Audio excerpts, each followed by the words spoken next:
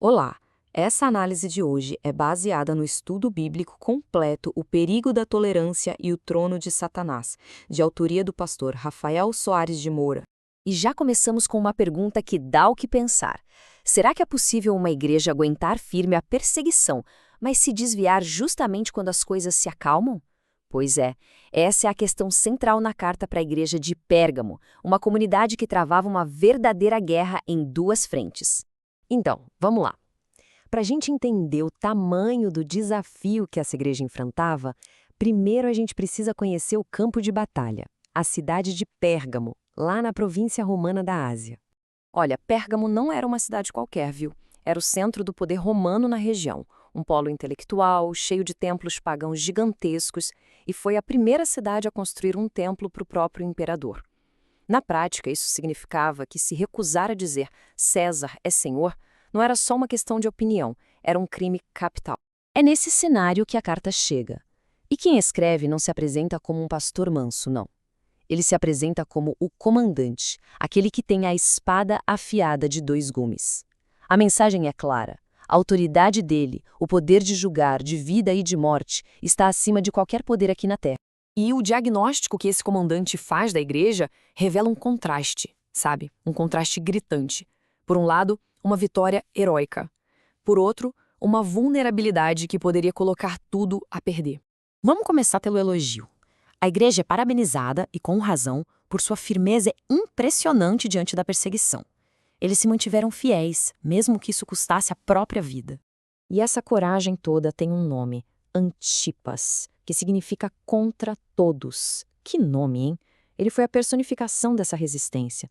Só que toda essa força externa, essa bravura, acabava mascarando um perigo que crescia por dentro da igreja. Essa ameaça interna não era como um exército marchando contra os portões. Era mais como um veneno, sabe? Uma infiltração silenciosa, um ensinamento que minava as fundações da igreja de dentro para fora. E essa tal doutrina de Balaão vem lá do Antigo Testamento. A história é o seguinte: como não dava para amaldiçoar o povo de Deus diretamente, a estratégia foi outra. Foi a sedução. A ideia era levar o povo a se misturar com práticas pagãs, com imoralidade, e assim eles mesmos se enfraqueceriam. Em Pérgamo, essa história estava se repetindo. Começaram a tolerar ensinamentos do tipo: tudo bem participar de uns rituais pagãos aqui e ali só para manter o emprego, para não arrumar problema. E aí surge o conflito. De um lado, a pureza da fé e do outro, a segurança social. Uma escolha bem complicada. E diante dessa situação, dessa contaminação interna, o comandante da carta não mede palavras. Ele dá um ultimato, e é um ultimato bem sério. A ordem é direta: arrepende-te. A palavra usada no grego, metanoeson, é muito forte. Não é só um peço desculpas, não. É uma ordem para uma mudança radical, imediata e completa de mente, de direção, de atitude.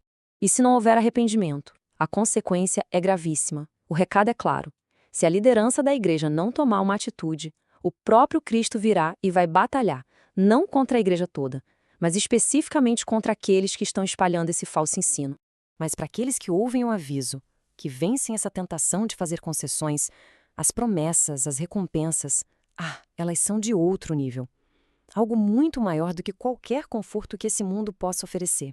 A primeira recompensa é o maná escondido. Pensa só, enquanto o mundo oferecia comida sacrificada a ídolos em festas pagãs, a promessa aqui é de um alimento celestial, divino, um sustento que vem direto de Deus. Em segundo lugar, a pedra branca. Naquela época, uma pedra branca podia significar duas coisas incríveis. Num tribunal era o símbolo da absolvição, do inocente, e na sociedade era como um ingresso VIP para uma festa exclusiva. A promessa aqui é as duas coisas, a absolvição divina e um convite para o grande banquete celestial. E tem mais. Nessa pedra vem gravado um novo nome. Um nome que representa uma identidade totalmente nova. Uma intimidade tão profunda que só a pessoa e Deus conhecem.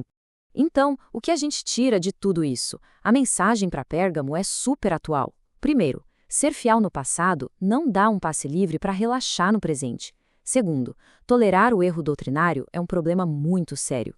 Terceiro, fica a lição de que, quando a perseguição não funciona, a tática vira a sedução. E por último, as recompensas de ser fiel superam e muito qualquer vantagem que a gente possa ter ao abrir mão das nossas convicções. No fim das contas, essa carta de quase 2000 anos atrás nos joga uma pergunta na cara, uma pergunta que ecoa até hoje. No mundo que prega o pluralismo, onde é que a gente traça a linha?